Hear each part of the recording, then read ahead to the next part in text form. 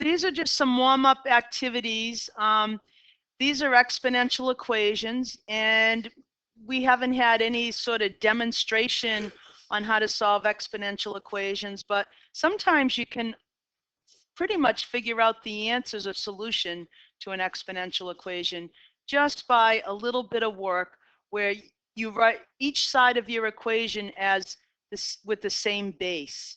This doesn't happen too often, so don't get too excited, but you can see that if you can represent 25 as the same base as what's on the left side, then your answer is what we call trivial from here to solve, because we have the same base. So the only answer that x can be is x equals 2. So basically, once your bases are the same, you set your two exponents equal, and in this case, you're done. There's nothing else to do. So the goal, as you look at each equation, is to see if you can write what's on either the left or right-hand side or both as an exponential with the same base. So here you want to try to search for 81 as 3 to some power. So 81 is itself is 3 to the 4th power. So 1 over 81, which is the reciprocal of 81, when we have it in fraction form, we just invert. And when we convert two exponents, we just change the sign to its opposite. That's how we create reciprocals with exponents. So 1 over 81 is 3 to the negative 4, and we're right back again to setting these two things equal, and our problem is all done. Okay, now over here, you say, okay, I've got to work on both sides a little bit. 16 is 2 to the 4th, and 1/2 is 2 to what power? Negative 1. So you have 2 to the negative 1 raised to the x power. And this is where your little exponent properties come in. When you have a power to a power, you multiply the two exponents. So this just becomes 2 to the negative x equals 2 to the 4th. So now we simply set our exponents equal, and now we have one step to get our final solution, which is to divide both sides by negative 1 or multiply both sides by negative 1. And there's our answer. So this is called solving these exponential equations is by creating the same base on both sides. But like I say, we're not often that lucky to have a situation where we can create the same base. But when you can, it's a fairly straightforward, almost non-trivial, almost trivial solution. Okay, so let's take a look at something a little more involved. And again, you recognize exponential equations when you see your variable as the exponent. That's how you know you have an exponential equation. It's up in the air, it's upstairs, and we want to bring it down to the level floor, ground level. So just like with any equation you're to solve, you want to isolate whatever part of your equation has your variable in it. So 5 to the x is what we want to isolate, get all by itself on one side of the equation, and right now it's being multiplied by 2. So your first step is to, as you would always do with any equation, is undo the multiplication of 2 by dividing both sides by 2.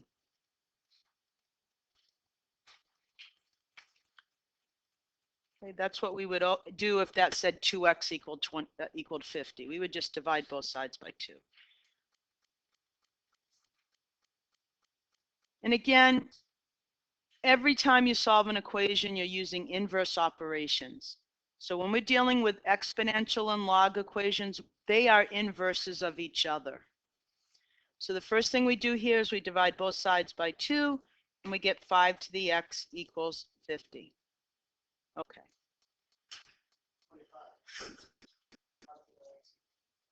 No, because 50 is not, 25, thank you.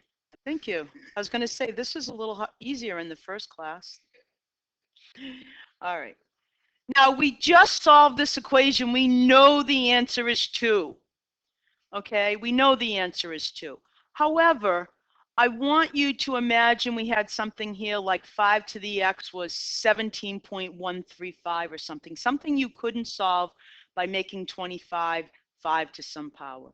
So what do you do in a situation where you have an exponential equation and you want to bring the x down to the ground level? Well, To undo an exponential, you have to do its inverse. The logarithm, what base of the logarithm should I pick? 5. However, I can't put log base 5 into my calculator, okay? It would work with this one if I chose log base 5 because you can write 25 as 5 squared. So it would work, but I want to show you a situation of how you approach this so no matter what your base is, it will work. So you can take the log of any base on both sides of your equation. You can undo it with the log of any base. Well, what base do I want to pick? Well, I could pick the common log. I could take the common log of both sides because I could put that into my calculator. Or I could do the natural log. Your book tends to use a natural log a lot, so let's just take the natural log of both sides. So I'm going to put the little natural log in front of my equation. Natural log of 5 to the x is equal to the natural log of 25. Okay, now all you have to do is get your mind used to looking at things like the natural log of 25 and just seeing that as a constant. Just like if it was a 10 sitting there. It's just a number, that's all it is. Now you get to use your log property, where the power rule for your logs. And this is the one I told you you're going to use quite a bit. You can take this exponent and bring it right down in front. That's how we get it out of the air and down to the ground level. And what's it going to multiply? The natural log of 5. Yep, again, that's just a number. That's all it is. That's all it is. It's a number. So this is no different than seeing an equation like this. 5 times x equals 10. You have a number multiplying x and you have a number on your right side. So you have to undo the multiplication of the number right here, the natural log of 5. This is the coefficient of x.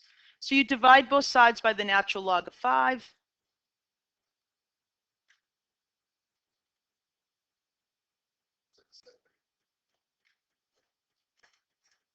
Yeah.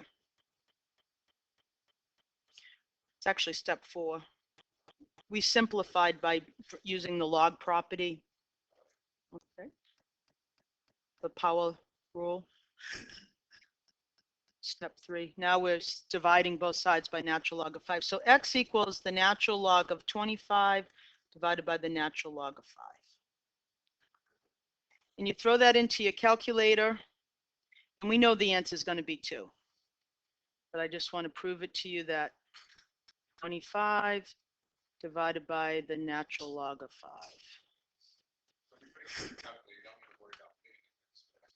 Now, this is your answer right here.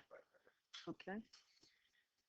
So, and it wouldn't matter if I did, look, the common log of both sides. If I had log 25 divided by log 5, it's just exactly the same answer. Exactly the same. 2. So the question is, for those of you who have questions like this, why doesn't it matter what log I take of both sides? Whether I take log base 10, log base e, or log base 5. I could have taken log base 5. If we go back to our original equation, in fact, if I were looking at this, I would say, well, to undo 5 to the x, I have to use the inverse of 5 to the x, which is log base 5. So if I did log base 5 on both sides, well, your calculator can't, but I could. I'm just saying here it would work out. Notice this is that situation where you have your log function and its inverse function being composed. So you're doing a composition of 2 inverse functions right here, 5 to the x with its inverse. So we come back to where we started. So when you put these 2 together, remember they undo each other, or you could just use your log property and have this come down in front like this. Is another way to see it. In log base 5 of 5, you just lift off the exponent 1 that's on here. So this is your x. Log base 5 of 25, 5 to what power gives you 25? 2. Okay. But that's still, so we've just used 3 different bases and come up with the same answer. So why is it that I can take this equation, x equals the natural log of 25 and that divided by the natural log of 5, and it doesn't matter whether I take common log? It's because of your change of base formula. So let me just show you why this works. For those of you who are interested, I know many of you aren't that interested, but that's all right. These are one of those little questions that used to bug me. Like, why doesn't the teacher show me why this works? Your change of base formula looks like this. If you take, which is what I was saying, Nick, if you had a base that you couldn't do, so log base b of some number, what your change of base formula tells you to do is to make it into a log either base 10 or base c, which is what we've done here. So your change of base formula says natural log of m divided by the natural log of whatever your base is. So if I now work this, instead of from left to right, I work it backwards. This is my base. This is my base. And this is my input. There you go.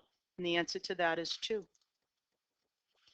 And then guess what? It wouldn't matter if I had log base 10 here, log of 25 divided by log of 5. It's the same thing. If I work my change of base formula back to the original log, here's my base in my original log, and here's my input. We often call the input argument. This is called the argument. Okay? And both of these is equal to 2. So that's why it doesn't matter because of this change of base formula. All right, so that's the long way around on this. If I were doing this problem and I got here 5x equals 25, I would just say x is 2. I wouldn't even have to do any work, but this shows you the process when things get a little more complicated. So let's take a look at one of those right now. But we'll do first a log equation.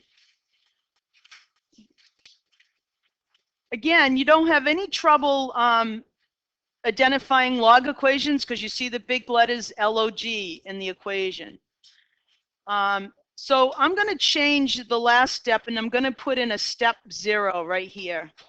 Step 0, whenever you're solving a log equation, should always be to find your domain. Find the domain. Or state the domain. You know, state it. You want to state your domain because sometimes, just like when you solve radical equations, you can get extraneous answers. So answers that are not part of your domain. So let's think about the domain for a log function. So if I asked you, what's the domain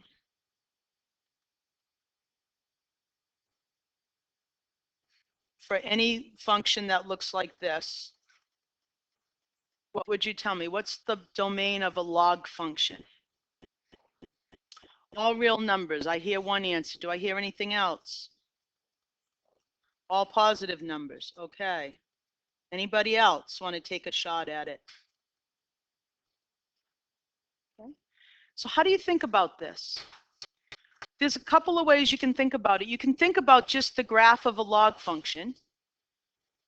And the graph of a baby old log function without any kind of shifts or anything looks like this.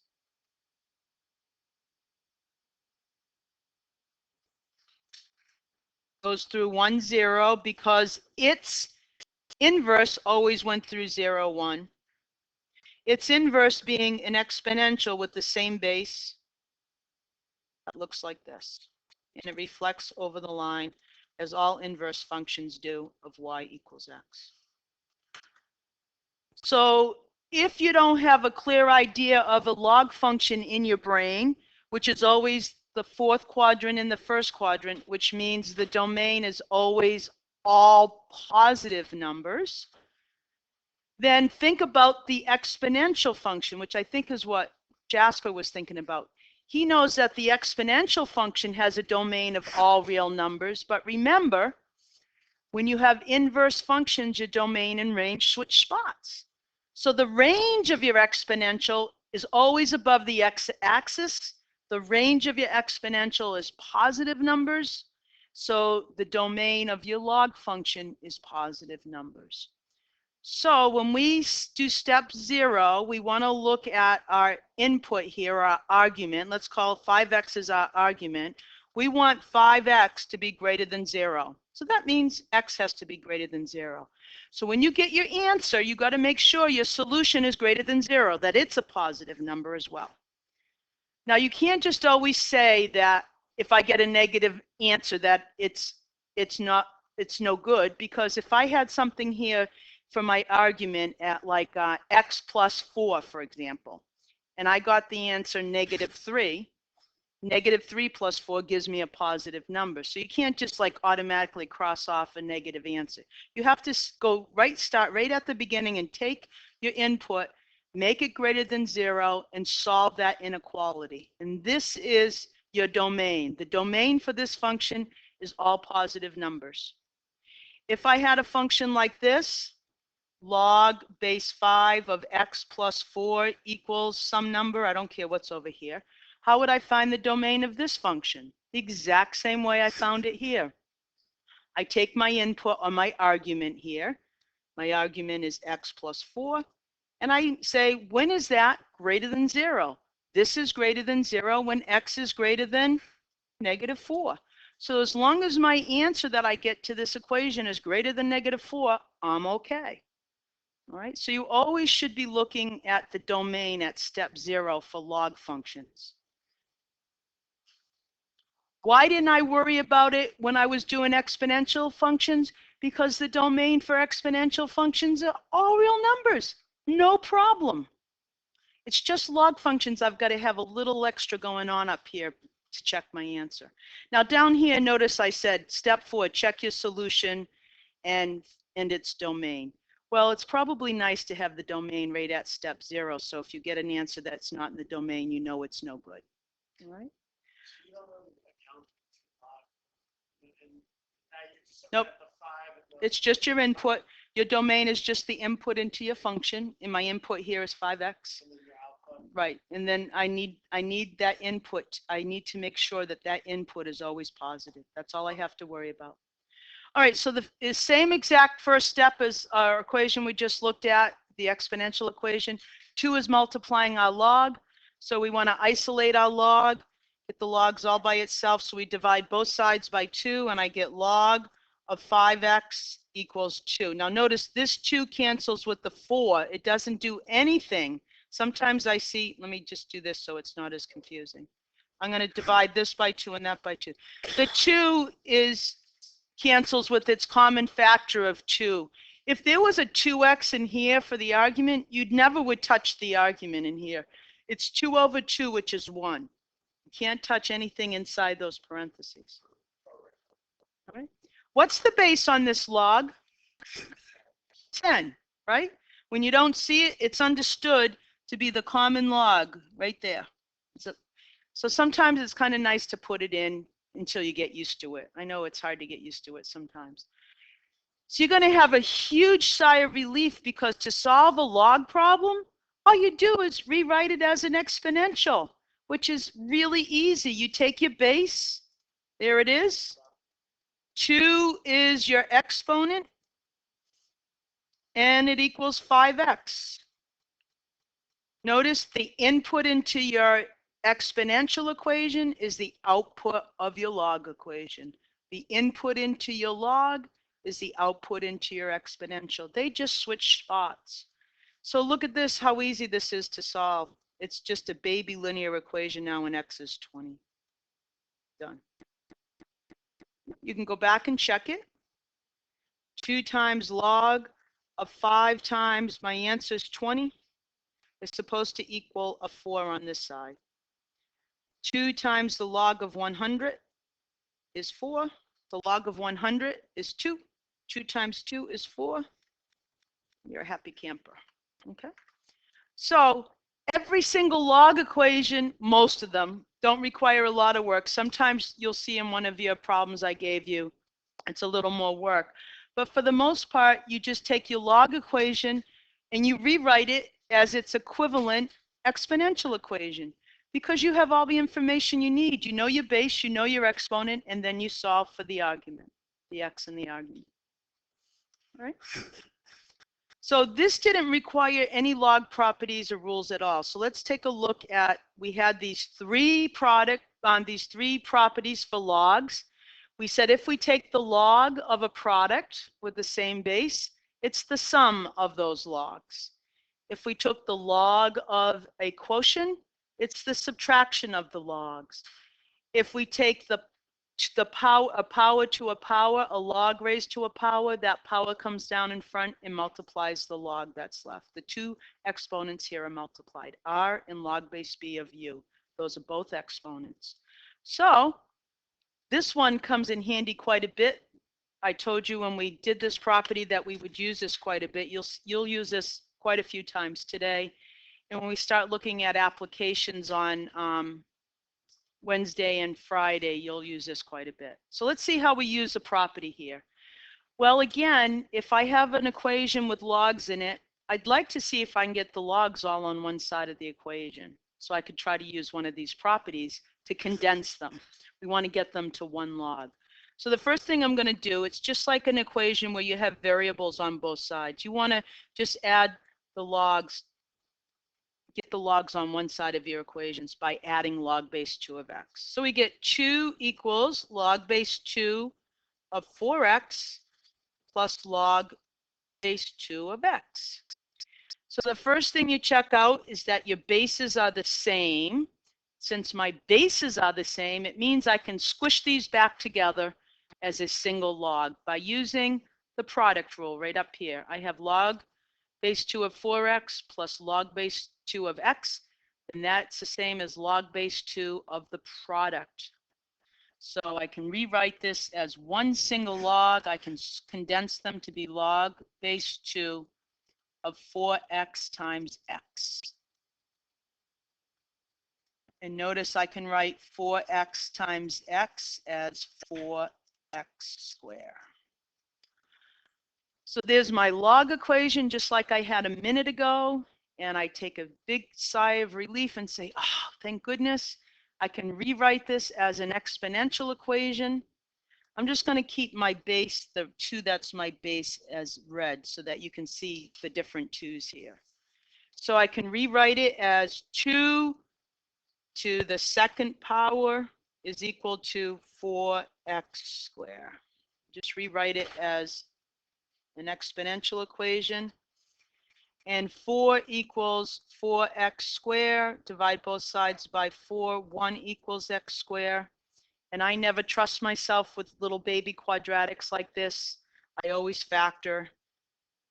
I set it equal to 0, and then I factor. And notice I get 2 answers here. X equals +1 or x equals -1. But if you recall way back here at the beginning, if I was smart, I would have said, what's my domain? My domain here has to be all positive numbers, and putting a -1 in there will not make that work. It will not check. I'd be trying to take the log of a negative number, which is impossible. No, I didn't say that. I think you were out doing whatever you were doing a minute ago. You have to look at the original domains to check. If I put a -1 in here, I get -4. I can't take, no. And I put a -1 in here. But we looked at a situation where you could have negative. You have to look at the original domain. Okay. Okay. And Jasper can show you when it comes time for class activities. Any questions on here, on anything we just did? Now you have a long variety of problems, class activities to keep you busy. It will take you through just about anything you need to do, both exponential and log, and we have some nice application problems. Okay, so have fun. I'll put on some music, and at the end of the hour, you'll get back your tests.